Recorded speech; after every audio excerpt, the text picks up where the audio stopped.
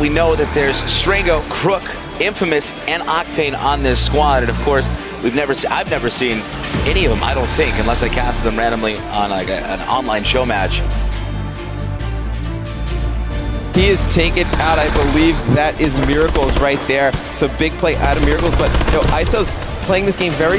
Hill goes back to ISO. Which interesting is Duffman, is every time you go on somebody from Impact's screen and they're in the hill, they're... Let's go, baby! Keep it up, keep it up, keep it up, keep it up, keep it up!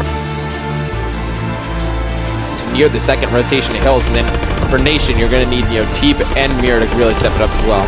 So in a game that's close like this, on hardpoint retreat, where is this game really going to pull away? I would probably say this next up top hill. I don't think you're going to get too much time. I think they probably go into the next one around 10 to 15 seconds. I think whoever wins that next hill. Now desperately looking for the kill. Clean that one up, and Octane blames him. This looking very good now for JusTus. Missed that shot, but it looks like Owen going to be able to get bombed down.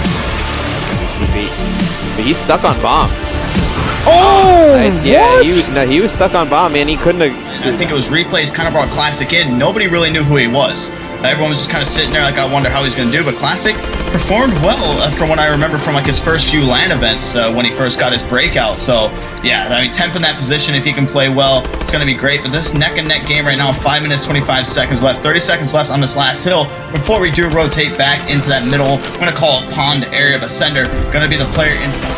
It's going to be Optic off to a 3-point lead here off the start. Nothing really going on. 20 seconds left on that first hill. It's going to come down, go into this 15-second mark on this first hill. It's going to be Octane on your screen on a 3 streak. Definitely one of the players in the league that's gotten a lot. Yeah, 1 to 5. Don't see that comeback happening, but we'll just have to see how this JusTus squad decides to play things a little differently here. I think that it is time for a different kind of strat called Just Octane, playing around bottom vents here, just going for a peek. He knows either Karma or Crimsix is always playing around A2, A3 area there, so he is trying to peek it, but no one is home. Formal's going to play down bottom, get a nice snipe on Merc, gets greedy, and is immediately punished by Octane. 3 versus 2 situation in favor of JusTus. Yeah, gonna go on board with Scump. He's gonna get taken out as well, so it's gonna be Crimsix left in a 3-on-1. See, he's gonna fire some shots off at a player behind him, not able to hit any of those. Gonna decide to challenge him, gonna miss again on the flank. We're gonna go on board. Crim's already on the same flank that he's hit every single offensive side. He decided not to challenge the player on the middle on prison here.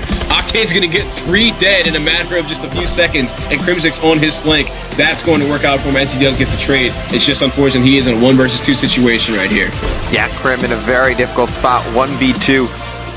Should be able to make something happen. Player to his right, they're not going to see him, so JusTus. At least 1 kill in the situation, that he does. Ducks into cover immediately because he is just waiting to be traded, and that he does on middle map. Scump, last man standing in a 1v3, takes 1 player out, knows there's a player on third, decides to back off because it's probably a sniper, and challenge from a different angle, but he's going. Guys on bomb, you see he's going to spot Formal to his left. This is such a smart, sneaky play from Octane.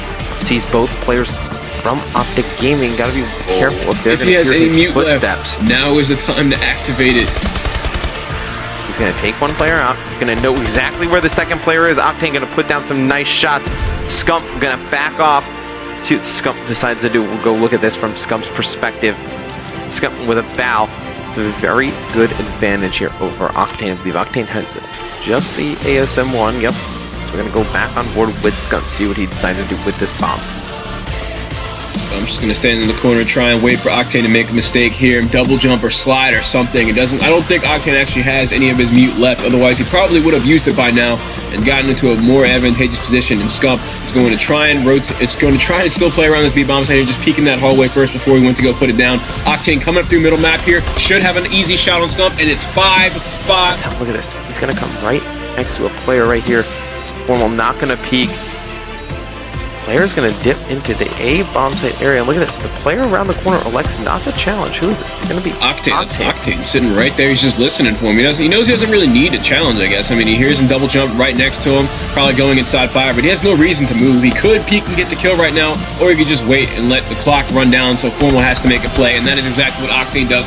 Octane played these last 2 rounds flawlessly. The 1v2 against Scump and Crim was played so well, and the 2 versus 1 situation, he played it similarly as well, not challenging a gunfight when he doesn't need to, or not, it was Scump and Formal, not Scump and Crim, but Octane playing phenomenally in this series, and it's going to come out on top in this round 11. Yep, Octane goes huge for JusTus, able to make a massive comeback.